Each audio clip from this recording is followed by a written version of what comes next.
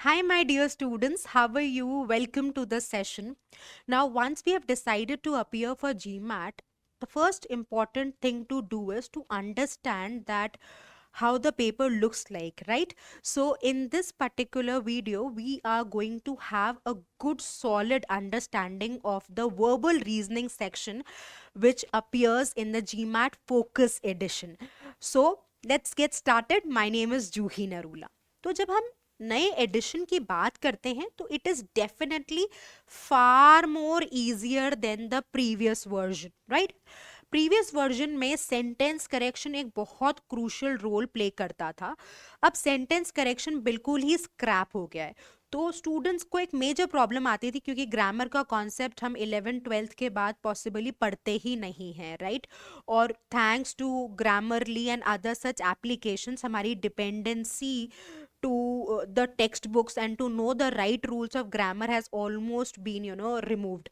So it is really a good thing that has happened to completely scrap sentence correction section. So this is the first thing. दूसरा AWA section भी हटा दिया गया है, वो भी जो नया GMAT का फोकस एडिशन है उसमें नहीं है. तो जो प्राइमरीली दो इंपॉर्टेंट कैटेगरीज के क्वेश्चंस आपको वर्बल रीजनिंग के सेक्शन में दिखेंगे वो रीडिंग कॉम्प्रिहेंशन है और क्रिटिकल रीजनिंग है. और दोनों ही जो सेक्शंस है वो चेक करना चाहते हैं how much is the student able to analyze and evaluate the information provided, right? Are you able to read in between the lines? Are you able to logically extract the right information? So that's basically what is tested. तो इस video में हम discuss करेंगे कि reading comprehension में किस तरह के क्वेश्चंस आप देख सकते हो और फिर हम एक एक्चुअल आरसी करेंगे that has been given by the official site which conducts GMAT, right? उसके बाद क्रिटिकल रीजनिंग का ओवरव्यू लेंगे और एक sample question again as given by the official website of GMAT, the test taking body, we will be trying to solve that as well, right? So, like I said, that now the sentence correction section has been completely removed, and the section is intending to check you on how good you are with reading and analyzing the information provided, how solid your reasoning is, and how effectively you are able to evaluate, right? How solid you are able to reason out, how effectively you can evaluate both these things, because ultimately the test takes those students who actually display strong analytical skill set, right? तो GMAT में major concentration है कि जो आपका analytical skill set है वो बहुत solid रहे. इसकी वजह से क्योंकि सेंटेंस करेक्शन में रूल्स रहते हैं, आपको थियोरेटिकल नॉलेज होना जरूरी है, तो वो स्क्रैप कर दिया गया है. So all the more it has become more clearer and of course which is the right thing to do, right? And the approach and the assessment has become more focused in the focused edition, right? So like I said that the number of questions that you're going to get will be 23. So the distribution should happen like this, that out of the 23 questions there would be 12 questions coming from reading comprehension and 11 questions coming from critical reasoning. तो अगर हम previous test की बात करें तो ऐसा नहीं है कि पहले आपको सारे रीडिंग कॉम्प्रिहेंशन के क्वेश्चंस करने हैं फिर क्रिटिकल रीजनिंग के आएंगे. मिक्स बैग ही रहेगा, मतलब you solve one reading comprehension then there will be a critical reasoning question. So it's just not that there are two sections in it, it will be just one section and the questions will be randomly arranged, right? The previous version also use to happen this way only कि आपने एक sentence correction किया, फिर critical reasoning आ गया, फिर reading comprehension का passage आ गया. So that's usually the format. तो हम इस तरह की एक डिस्ट्रीब्यूशन को एक्सपेक्ट कर रहे हैं. हो सकता है कि it could happen like this also, that we have 12 CR questions and 11 RC questions. So either of the combination would work, but according to my understanding the possibility is more of this particular pattern appearing for you, right? So when we talk about reading comprehension section, देखिए बहुत ही crucial है. You talk about OMETs, other management entrance test in India, you talk about CAT, or you talk about a general exam, any test which is usually having one language that is tested, तो reading comprehension के questions तो आते ही आते हैं. So international exam से लेकर state exam से लेकर नेशनल लेवल के एग्जाम्स में रीडिंग कॉम्प्रिहेंशन एक बहुत ही क्रूशियल रोल प्ले करता है.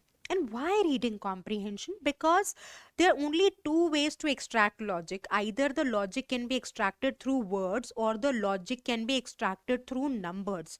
So आप कितने लॉजिकल हो विद वर्ड्स वो कैसे टेस्ट करें? वो ऐसे ही तो टेस्ट कर सकते हैं जहाँ पे आपको कुछ इन्फॉर्मेशन दे दें और उस इन्फॉर्मेशन के बेसिस पे आपसे कुछ क्वेश्चंस पूछ लें और ये चेक कर लें कि whether the student is able to read in between the lines, whether the student is able to evaluate the information provided, whether the student is able to filter out rightly, right? So all these skill sets are tested. So understand this: reading and comprehending it. It's just not only reading. You have to balance it out with understanding it and understanding it rightly, right. So you have to understand well. अगर आपकी कहीं भी understanding बहुत week है या shallow है या आप कंट्रोल नहीं ले पाए और what the author is trying to say, तो आप करेक्ट आंसर्स तक नहीं पहुंच सकते, right. Specially in international exams like GMAT, GRE, you need to have, in fact for CAT also, you need to have a solid control of what the author is trying to convey, how is he trying to convey, what is the main idea, what is the intent of writing, what is the purpose of writing, right? Then only you will be able to answer the questions, and the answer choices are really close, right? So the examiner is going to play well by creating some trap answer choices, very close wordy sentences. So you need to have a keenness to observe the right information and play the game intelligently, right? So when we talk about the questions, like I've already explained it to you, that these questions intent your ability to understand the statement, what is the logical relationship, how the author is building the argument, right? अब author तो ultimately क्या कर रहा है? कोई भी author जब एक paragraph लिख रहा है, एक passage लिख रहा है, एक article लिख रहा है या एक book भी लिख रहा है, तो उसके पास एक पर्पस है, राइट? एक कंक्लूजन वो एस्टैब्लिश करना चाहता है या एक क्लेम एस्टैब्लिश करना चाहता है. उस क्लेम को एस्टैब्लिश करने के लिए ऑथर सपोर्टिंग स्टेटमेंट या एविडेंस देगा, राइट? एविडेंस देगा या प्रेमाइस देगा जिससे वो अपनी रीजनिंग को स्ट्रेंथन कर सके, आपके लिए आर्ग्यूमेंट को कन्विंसिंग बना सके, राइट? तो किस तरीके से कंक्लूजन और प्रेमाइस में रिलेशनशिप एस्टैब्लिश होता है, कैसे आर्ग्यूमेंट को ग्रो करवाता है ऑथर, बिल्ड कैसे करता है, वो आपको समझना जानना जरूरी है, right? And then you have to draw some conclusions, then you have to see in case there are certain numbers also brought into the discussion. So overall a sense of the discussion, overall intent of the author you need to know, right? And the question types, if we take a look, there will be main idea questions, there will be supporting idea questions. ऐसे GMAT label करता है main idea, supporting idea, inference, application और logical structure. ये बड़ा interesting format है, तो इन the upcoming lectures I will talk about this in detail also with you. And style is how is the author writing, right? So different authors have different styles, right? अब अगर आप शोभा day का कोई article पढ़े या ट्विंकल खन्ना का पढ़े या चेतन भगत का पढ़े, right? Every author has got a different flavour, a different style of writing. So you need to understand that what is the style of writing of the author, right? How is he feeling when he is expressing the idea? Maybe he is very agitated, or maybe he is just neutral in doing the analysis, or maybe he has a strong bias. Anything can happen, but what is the actual story you need to deduce while you are reading the passage, right? So these are the major question types. Of course, in the upcoming sessions we'll be discussing them about in detail, but I'll also give you a fair idea here in this session also, that with each question type what can you expect and what is the reason to put such questions in front of you, right? So when we talk about the main idea question, तो ये basically यही जज करना चाहता है कि आपको crux या असेंस ऑफ द डिस्कशन समझ में आया कि नहीं आया, आपको इंटेंट पता चला कि ऑथर ने इतना बड़ा पैसेज क्यों लिखा, या आपको ये इंटेंट ही बिल्ड नहीं हुआ, राइट? जब तक कि मैं किसी पैराग्राफ को पढ़ के उसका मेन आइडिया नहीं बता सकती, इसका मतलब मेरे को कहीं ना कहीं अंडरस्टैंडिंग बिल्ड नहीं हुई है what the author is trying to convey, right? So there can be various ways to present the question, right? It is just not focusing on this little detail here and little detail there, but a wholesome relationship of the conclusion and evidence, or the intent of the author while he or she pens down the entire passage in front of you. So this is how the questions can look like: the main point of the passage, the central idea of the passage is mainly focused on. I think there is some glitch here that you're seeing these symbols. Anyways, the author's main intent, right? The objective of writing, the main idea essentially क्या लिख रहा है, क्या check करना चाह रहा है, objective of writing the entire paragraph, right? तो अगर ये क्लैरिटी आपको बिल्ड हो जाती है, यानी कि अगर आप इस तरीके का क्वेश्चन सही मार्क कर देते हो, आप एक क्लियर इंडिकेशन देते हो कि आपको पैसेज समझ में आ गया, right? And then of course there can be certain questions that play around the details, जिनको हम सपोर्टिंग आइडिया क्वेश्चंस कहते हैं. सो यहाँ पर सपोर्टिंग आइडिया का क्वेश्चन क्या है? ऑथर ने एक एग्जाम्पल दिया तो क्यों दिया, राइट? कोई टर्म को मेंशन करा तो क्यों करा, इस स्टेटमेंट से ऑथर क्या अचीव करने की कोशिश कर रहा था, राइट? और which is true as per the information provided. It can be simply retrieving the data also, right? The author has given 5 objections to these to one particular theory. So these are the 5 objections. अब question पूछ ले कि कौन से objections mention थे, कौन सा objection mention नहीं था, which objection author has talked about, which objection the author has not talked about, right? So usually supporting ideas are the state questions that are checking you on the additional information provided by the author in order to validate the claim or the conclusion, right? तो पूरा का पूरे paragraph में कई ऐसे multiple facts और figures और rationals provided होंगे जिनके बेसिस पे ऑथर एक क्वेश्चन क्रिएट कर सकता है. Either it can be simply extracting it, मतलब आपको बस इंफॉर्मेशन को फेच करना है और क्वेश्चन को आंसर कर देना है. कई बार छोटी सी रीजनिंग भी इन्वॉल्व हो सकती है कि इस टर्म को क्यों मेंशन करा. So there can be also a question that asks you why this information has been mentioned by the author, or there can be a straight question like what is the information mentioned by the author. So there can be a reasoning will be presented in a why format, and the extraction मतलब जहाँ पे आपको सिर्फ information को उठाना है और question को आंसर कर देना है, उस तरह के भी प्लेन फ्लेवर्ड क्वेश्चंस आपके सामने आ सकते हैं, right? So that's basically the second category. Coming to the third one, inference is very popular. Inference is a logical conclusion that can be drawn on the basis of the information provided. Very popular format. In fact, जो inference के questions है आपको critical reasoning के section में भी देखने को मिलेंगे, right? जहाँ पे argument छोटी होगी और उसके basis पे author question create करेगा, तो वहाँ पर भी आप देखोगे कि inference एक बड़ा ही popular question type है, right? So as far as GMAT का exam format is concerned, it is a very popular question type, and you get a lot of questions emerging from inference, right? So ये information directly stated नहीं है, but आप reason out करके extract कर रहे हो. इसको आप ऐसे समझो जैसे बोला A is greater than B और बोला B is greater than C, and then there is this information which is directly stated. तो एक इस स्टेटमेंट के बेसिस पे, इस इंफॉर्मेशन के बेसिस पे आप डेफिनेटली इन्फर कर सकते हो that A will be greater than C. तो this statement will be acting as a right answer. This is an inference that you have drawn, right?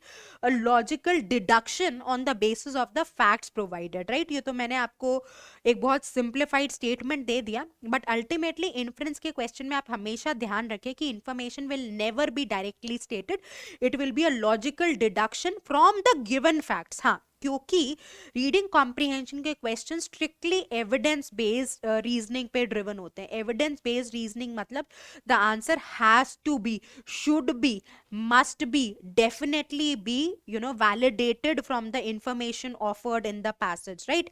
तो क्योंकि एविडेंस बेस्ड रीजनिंग है, या आप कहीं जहां भी आप अपने नोट्स बना रहे हो ये लिख लीजिएगा, पहली क्लास में ही ये क्लैरिटी होना जरूरी है कि एविडेंस बेस्ड रीजनिंग है, मतलब आपके आंसर को टेक्स्ट से सपोर्ट होना जरूरी है. तो ऐसा नहीं है कि जो आपका कंक्लूजन है वो टेक्स्ट से वैलिडेट नहीं होगा, बिल्कुल होगा, but it will B not directly stated, right? So you'll find a lot of inference questions. Be ready, and inference questions actually test you very hard. तो यहाँ पे स्टूडेंट्स को कंफ्यूजन क्या होता है कि अच्छा ये इन्फॉर्मेशन तो मेंशनड ही नहीं है, तो ये कैसे मेरा करेक्ट आंसर हो सकता है। बट अगर डिडक्शन हो सकता है तो then it definitely can be the answer, right. So the question can look like the passage suggest that what can be inferred, right, infer, implies, suggest, इस तरीके से आपको टास्क वर्ड्स दिख सकते हैं। टास्क वर्ड्स मतलब कौन से ऐसे वर्ड्स को देखकर आपको पता चलता है कि क्वेश्चन में करना क्या है। जैसे तुमने एक क्वेश्चन पढ़ा, it can be inferred from the passage,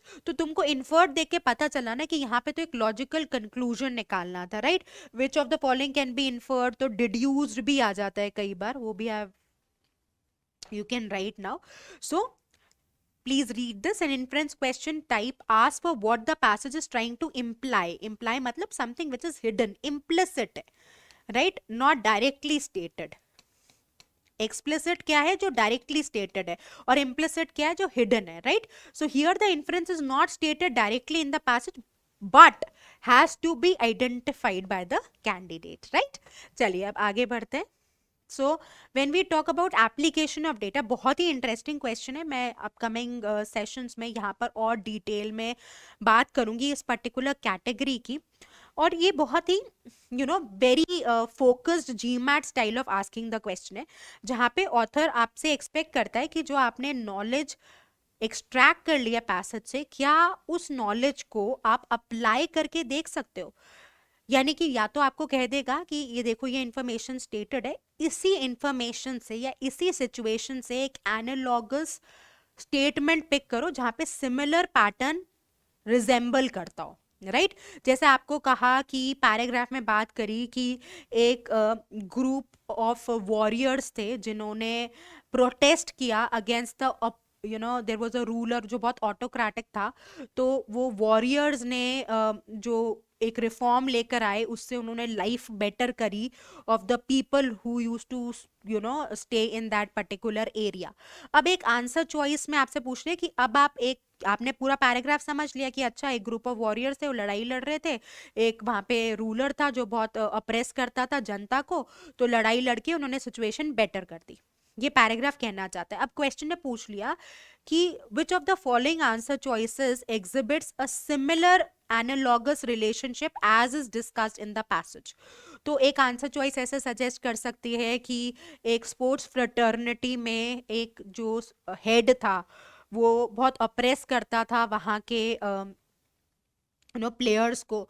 तो कुछ प्लेयर्स ने आवाज उठाई और उन्होंने उस जो ऑपरेशन शो करता था लीडर, उसको हटा दिया और एक नया लीडर आ गया जिससे सिचुएशन बेटर हो गई। तो सिमिलर सा एक एनालॉगस रिलेशनशिप आपको आंसर चॉइस में ढूंढना है। तो क्वेश्चन कैसे दिख सकता है, तो ऑथर वुड मोस्ट लाइकली मतलब पॉसिबली कौन से सिचुएशन से अग्री करेगा, since you have understood the thought process, since you have understood how the structure was created, you have understood the mental process of the author, तो आप similar relationship को apply करके देख सकते हो। या एक बार ये भी ट्वीक कर देता है कि डिसअग्री करेगा। तो एक बार आपको ऑथर का ओपिनियन समझ में आ गया तो कौन सा रिलेशनशिप एनालॉगस नहीं है या कौन सा रिलेशनशिप से ऑथर डिसअग्री कर सकता है, राइट।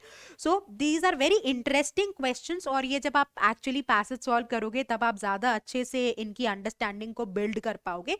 तो यहाँ पे पैरेलल या एनालॉगस रिलेशनशिप आपसे ट्रेस करवाता है, राइट। तो यहाँ तो क्वेश्चन ऐसे ही आ सकता है कि एनालॉजी कहाँ एस्टैब्लिश होती है, या फिर ऑथर अग्रीमेंट या डिसअग्रीमेंट पे भी सवाल बना सकता है, राइट।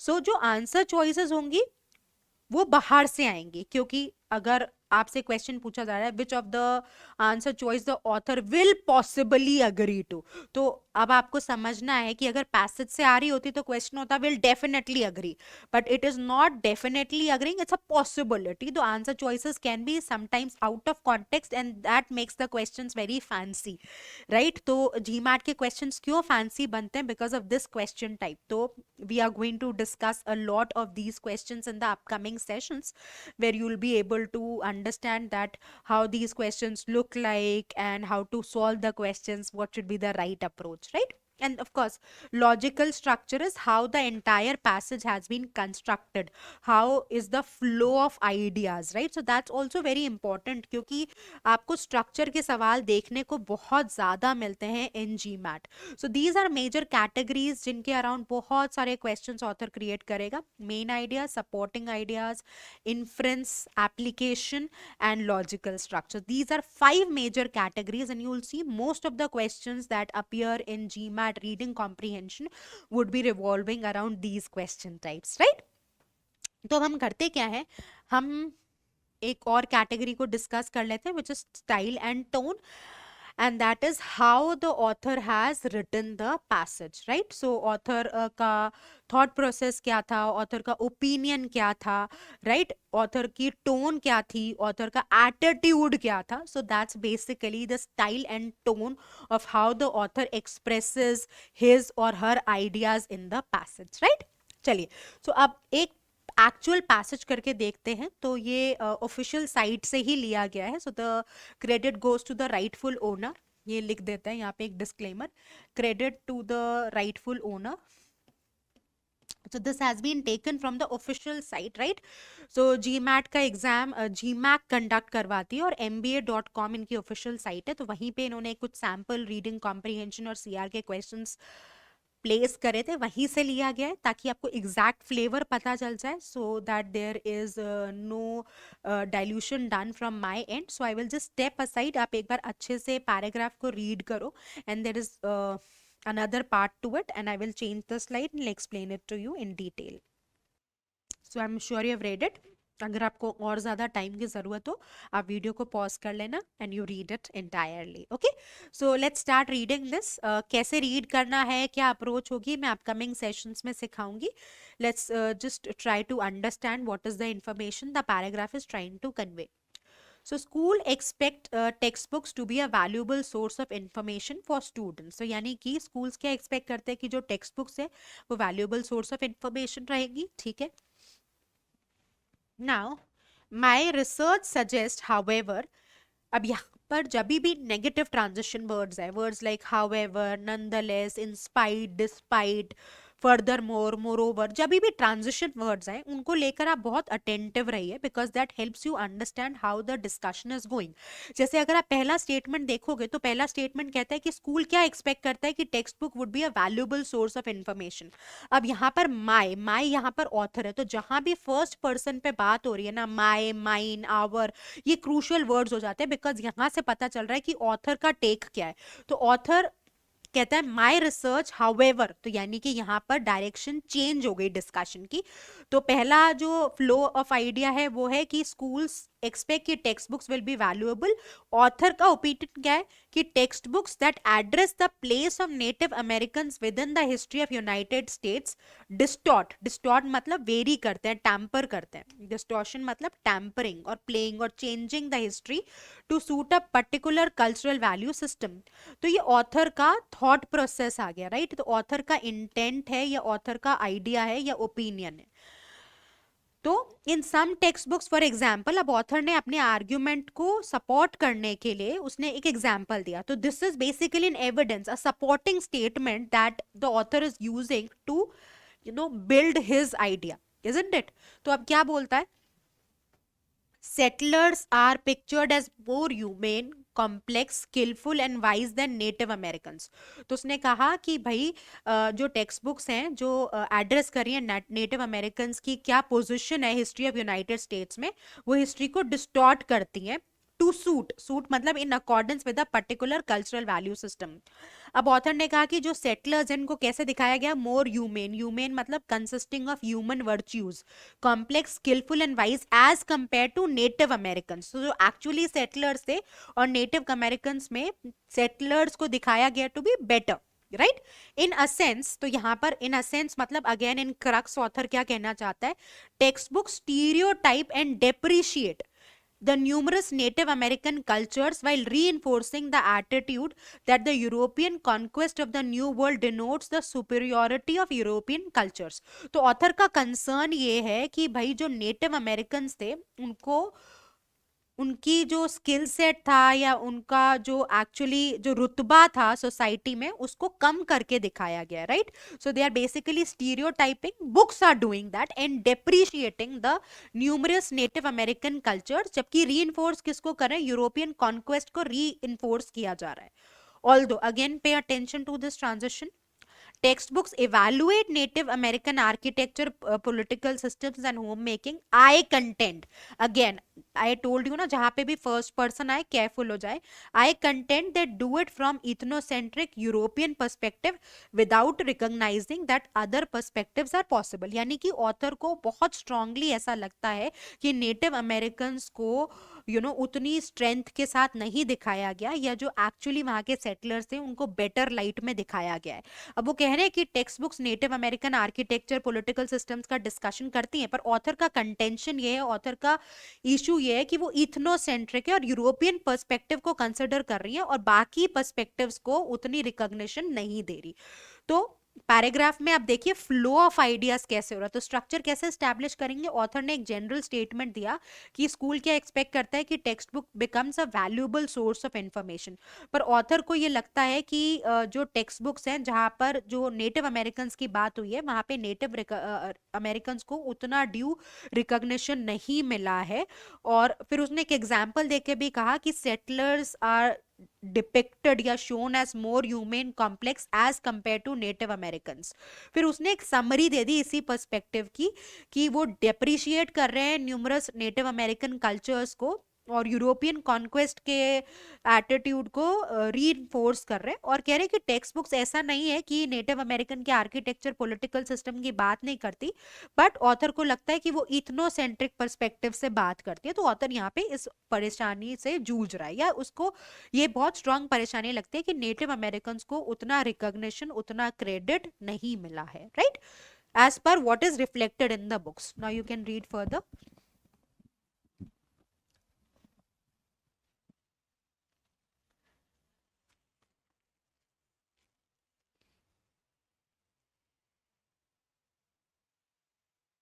अब अगर आपको जरूरत लगे तो आप वीडियो को पॉज कर लेना, right, to read it further. One argument against my contention asserts that by nature, textbooks are culturally biased and that I am simply underestimating children's ability to see through these biases. तो यानी कि अब author के opinion के against क्या एक contention हो सकता है, क्या एक आर्ग्यूमेंट हो सकता है कि टेक्स्ट बुक्स कल्चरली बायस्ड होती हैं, और आई कि ऑथर क्या कर रहा है, सिंपली अंडर एस्टिमेट कर रहा है कि बच्चों की ability to see through the biases. तो मतलब as per this, author is not considering that the students who read the book or the children who read these textbooks, they can see that whatever information has been offered, जो students की understanding है उसको author हो सकता है under estimate कर रहा हो, ऐसा ऑथर को लगता है. Some researchers even claim that by the time students are in high school, they know they cannot take textbooks literally.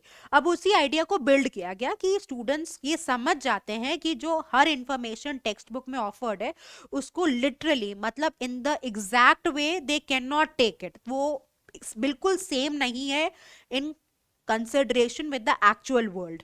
इसी आइडिया को ऑथर ने बिल्ड किया. अगेन नेगेटिव ट्रांजिशन आया. Yet substantial evidence exist to the contrary. तो इसके against बहुत सारा evidence है. टू रिसर्चर्स, अब क्या एविडेंस है उसको ऑथर फिर यहां पर एक्सप्लेन कर रहा है. Two researchers, for example, have conducted studies that suggest that children's attitude about particular cultures are strongly influenced by the textbooks used in schools. अब ऑथर ने कहा कि भाई दो लोगों ने रिसर्च करी थी और रिसर्च से ये पता चला कि जो बच्चों का एटीट्यूड होता है टुवर्ड्स अ पर्टिकुलर कल्चर वो बहुत स्ट्रांगली इन्फ्लुएंस्ड होता है of what they read in the text books, right? Given this, considering this sort of the output of the research, so given this is referring to the previous statement, careful review of how school textbooks depict Native Americans is certainly warranted. तो अब author को यहाँ पर लगता है कि भाई अगर ऐसा है कि बच्चों का जो माइंडसेट है या बच्चों की जो अंडरस्टैंडिंग है वो बहुत इन्फ्लुएंस होती है what is the information offered in the text, what should be the right thing to do. The right thing to do should be कि आप रिव्यू करो कि नेटिव अमेरिकन को किस तरीके से टेक्स्ट टेक्स्ट बुक्स में रिप्रेजेंट किया गया है, राइट। तो यानी कि अगर अब आप टोटल फ्लो ऑफ आइडियाज देखें हम पैसेज का, तो लैंग्वेज कोई बहुत मुश्किल नहीं थी, राइट। इन्फॉर्मेशन आप समझ गए होंगे कि स्कूल एक्सपेक्ट करता है कि टेक्स्ट बुक्स क्या हो, एक वैल्यूएबल सोर्स ऑफ इंफॉर्मेशन हो फॉर स्टूडेंट्स, पर ऑथर को कहीं ना कहीं लगता है कि जो टेक्स्ट बुक्स हैं वो नेटिव अमेरिकन को उतनी ड्यू, उतनी रिकॉग्निशन, उतनी यू नो उतना जितने वो इम्पोर्टेंट थे और जितना उन्होंने कंट्रीब्यूट किया था उतनी तवज्जो नहीं देती, राइट। तो ऑथर कहीं ना कहीं इससे बहुत परेशान है। ऑथर कहता है कि हो सकता है मैं ये नहीं देख पा रहा कि बच्चे समझ जाएं कि ये टेक्स्ट बुक्स लिटरली बायस्ड हैं। अपकमिंग पैराग्राफ में ऑथर इस आर्ग्यूमेंट को बिल्ड करता है, पर ऑथर को फिर कहीं ना कहीं लगता है कि दो रिसर्चर्स ने ये रिसर्च की है कि जो बच्चों का माइंडसेट है, जो पर्सपेक्टिव बिल्ड होता है, जो वो स्ट्रांगली इन्फ्लुएंस होता है what they are reading in the text books. तो ऑथर को लगता है कि भाई अगर ऐसा केस है तो जिस तरीके से नेटिव अमेरिकन को प्रेजेंट किया गया है उस पे अब रिव्यू करने की जरूरत है, because again the main contention is not happy with the way native americans have been shown in the American history or in the textbooks, right, whatever context it is, right। चलिए, तो एक बार हमें flow of idea समझ में आ गया, so we can take a look at the question. Now if you take a look at this particular question, it's a very interesting question. देखिए, which of the following would most logically, तो वही मैं आपको बार बार बताना चाहती हूँ कि कहीं ना कहीं अल्टीमेटली लॉजिक का टेस्ट हो रहा है with every question that you are solving, be it in the RC section और be in the CR section और be it in the data insight section और be it in the quantitative reasoning section. एक wholesome perspective build कर दीजिए कि कहीं ना कहीं आपका जितना स्ट्रॉन्ग लॉजिक होगा उतना आप अच्छे से क्वेश्चंस को सॉल्व कर पाएंगे। So it is not English being tested, it is how you are extracting logic from the words that's being tested, right. तो ये क्वेश्चन देखिए कितना अच्छा क्वेश्चन है। It's actually coming from the official site. Which of the following would most logically be the topic of the paragraph immediately following the passage. अब ये समझना जरूरी है कि अगर कोई पैसेज इमीडिएटली बाद पैराग्राफ लिखा जाता, यानी कि एक थॉट ऑफ आइडियाज के बाद यहां पर अगर हम एक एडिशनल पैराग्राफ लिख देते, ठीक है, तो उसका टॉपिक क्या होता। आई होप आपको क्वेश्चन समझ में आया। So can you see how interesting the question is. Take a look at the question again. Which of the following, so these are the answer choices. अब ध्यान रखिएगा जी मैट में आपके पास 5 ऑप्शंस होते हैं। तो जो इंडियन एग्जाम्स होते हैं यूजुअली 4 ऑप्शंस देते हैं, पर जी मैट में 5 रहते हैं। तो एनीवेज थोड़ा सा गेम तो यहीं पर डिफिकल्ट हो जाता है, right. would most logically be the topic of the paragraph immediately following the passage. So if we would have added another paragraph after this, what would be the topic? तो जब हम कोई फ्लो ऑफ आइडियाज एस्टैब्लिश करते हैं और हम एक नई इंफॉर्मेशन डालते हैं तो वो क्या करता है, वो प्रीवियस आइडिया को बिल्ड करने की कोशिश करेगा, राइट।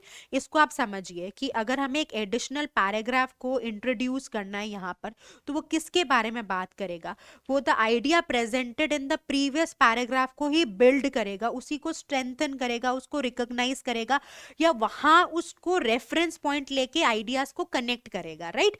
तो हमें हमेशा इस तरह के क्वेश्चंस को जब सॉल्व करना है तो जो प्रीवियस पैराग्राफ की लास्ट फ्यू लाइंस हैं उनको कंसिडर करना है और उसके साथ अग्रीमेंट में, अकॉर्ड में जो स्टेटमेंट फिट इन होता हो उसको as a right answer choice pick करना है।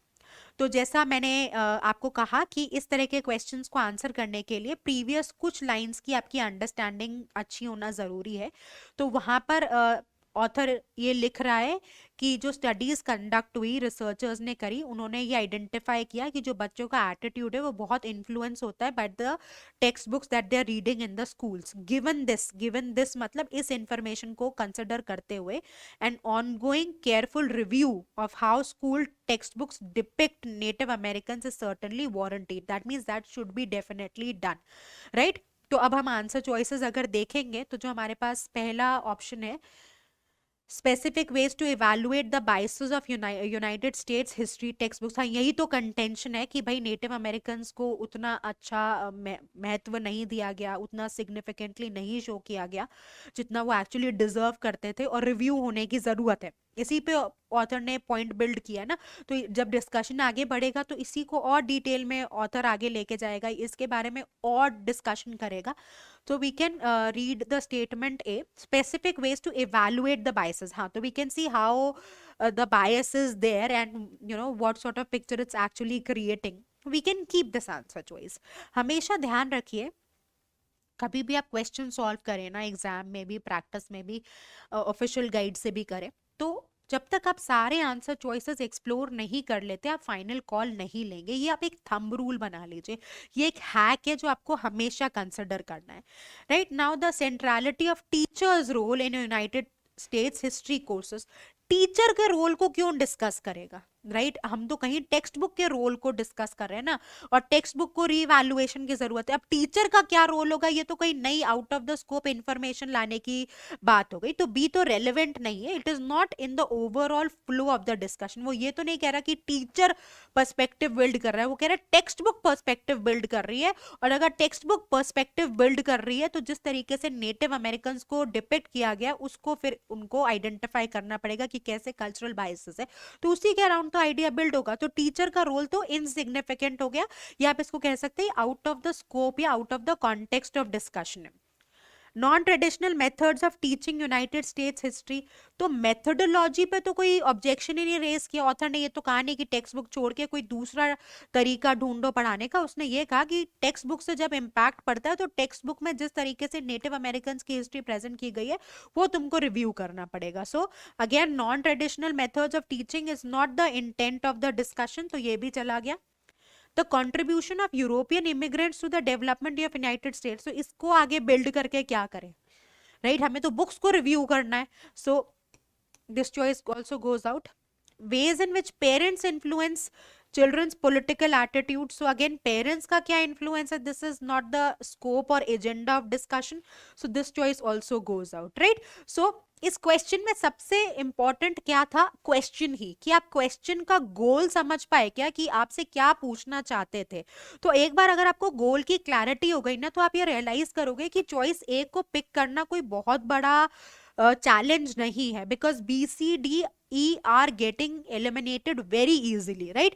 बिल्कुल ही out of the scope answer choices रख ली हैं। अगर आप लॉजिक ड्रिवन हो तो कोई क्वेश्चन बहुत डिफिकल्ट नहीं है, and that's what GMAT always does. It gives you the questions which are logical, not which are difficult, right? So if you have logic, if you have understood the passage rightly, if you noticed the question, understood the task, understood the goal aligned to you, given to you, I'm sure you'll be able to sail through the questions, right? So this is actually coming from the official site, so having the real flavor। वो sample questions में दिया गया passage है और दिया गया question है। सो I am sure अब आपको समझ में आया कि रीडिंग कॉम्प्रिहेंशन भी लॉजिकल ही है। अब हम क्रिटिकल रीजनिंग की बात करते हैं।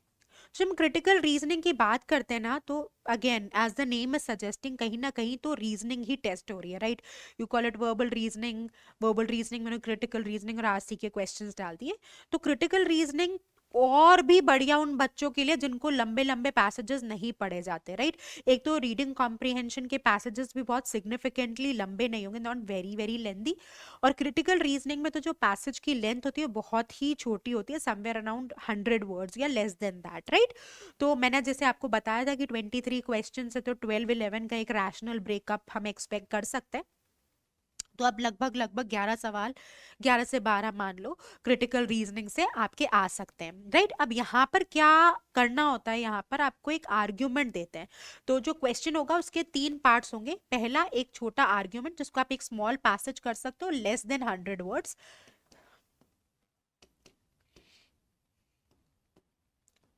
फिर एक क्वेश्चन टास्क होगा, क्वेश्चन स्टेम, वहां पे आपको टास्क असाइन कर देंगे। और थर्ड ऑफ कोर्स आपके ऑप्शंस होंगे।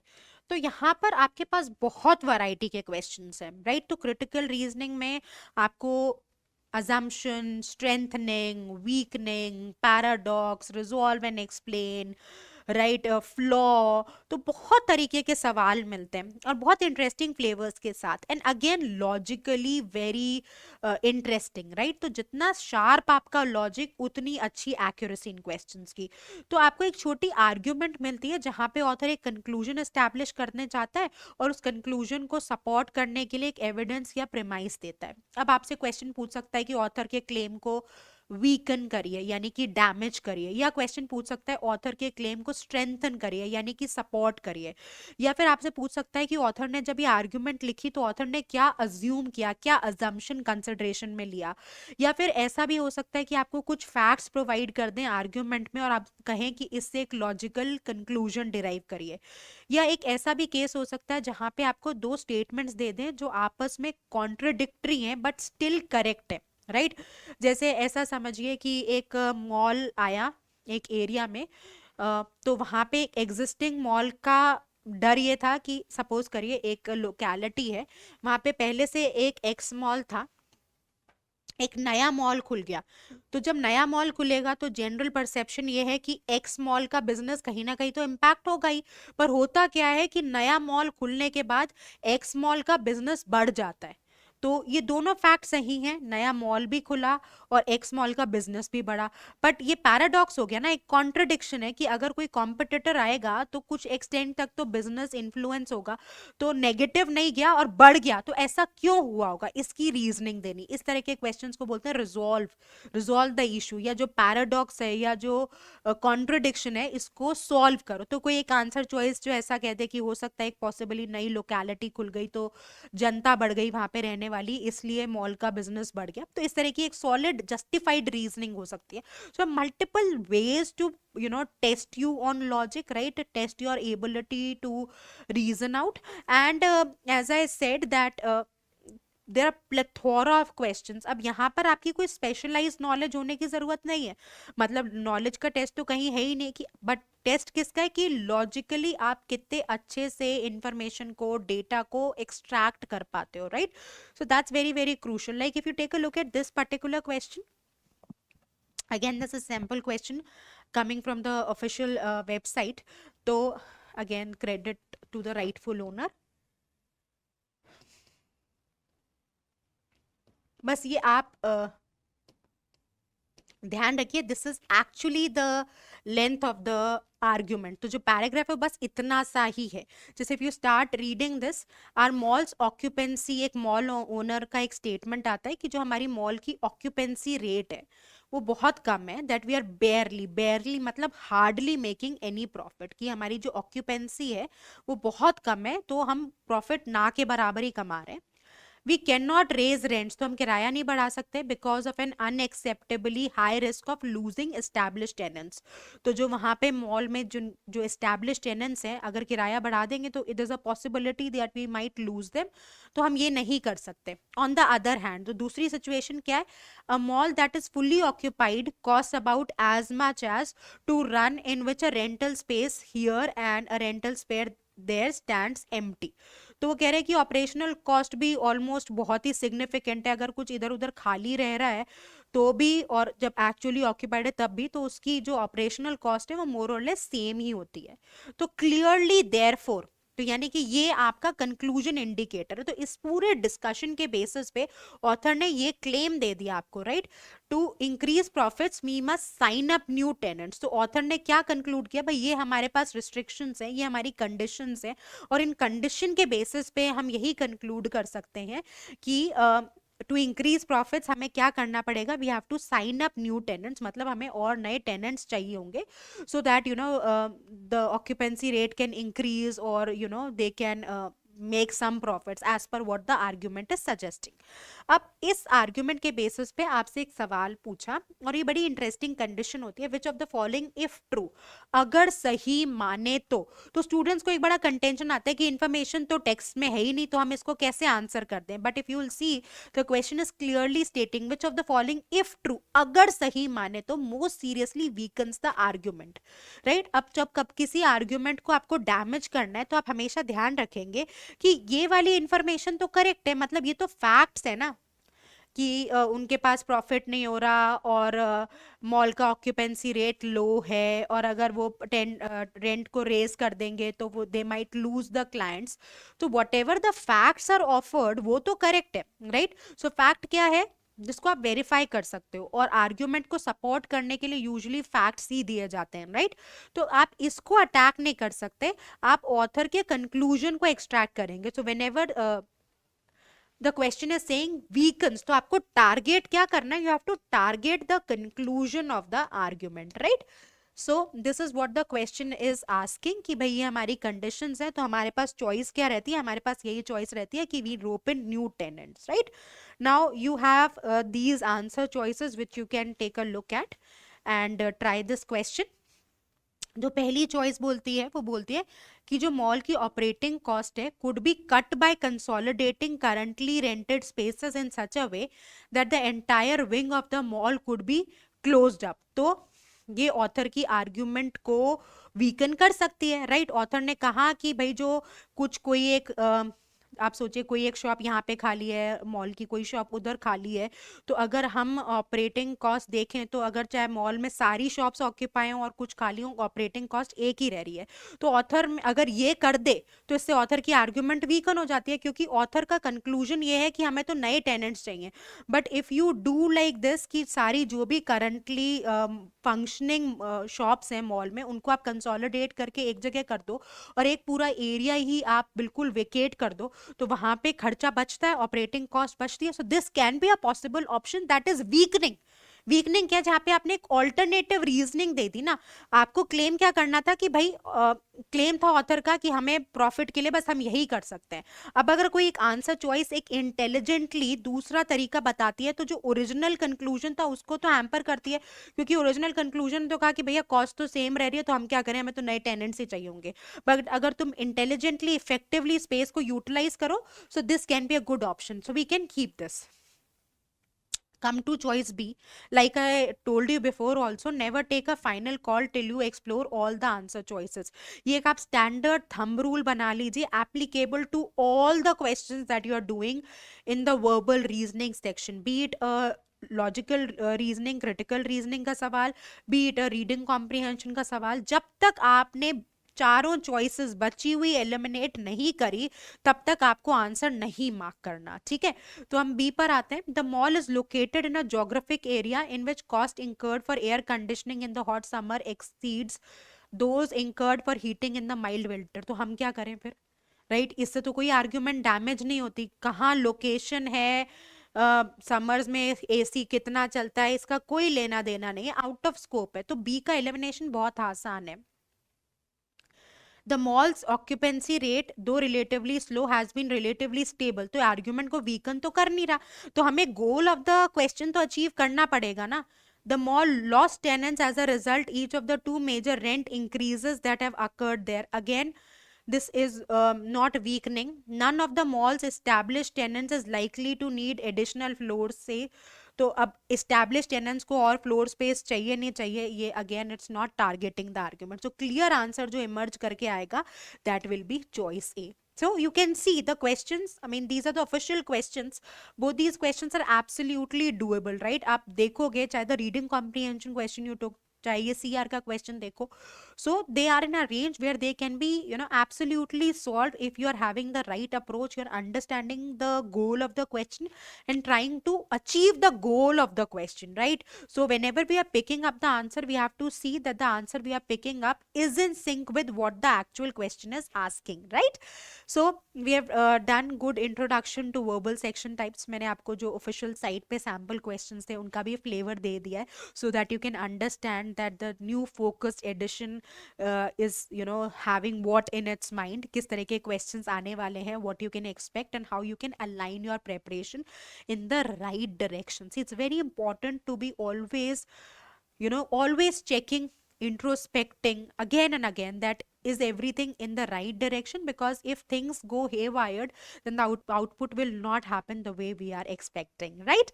So it's important that you work hard and you take care and just go through these questions again and start reading. It's very important to read, go through these questions again, go and solve these questions again, right? तो इससे आपकी better understanding build होगी and you'll be able to observe the minute details. And it's really important to be consistent now, since you're starting your preparation for GMAT. The exam is absolutely, you know, easy to crack if you put the effort and effort in the right direction. तो 3 से 4 महीने बहुत ही sufficient रहते हैं provided you have the strategic and the right approach. So we'll see you with more insights in the upcoming sessions. Till then, keep working hard, stay consistent. All the best.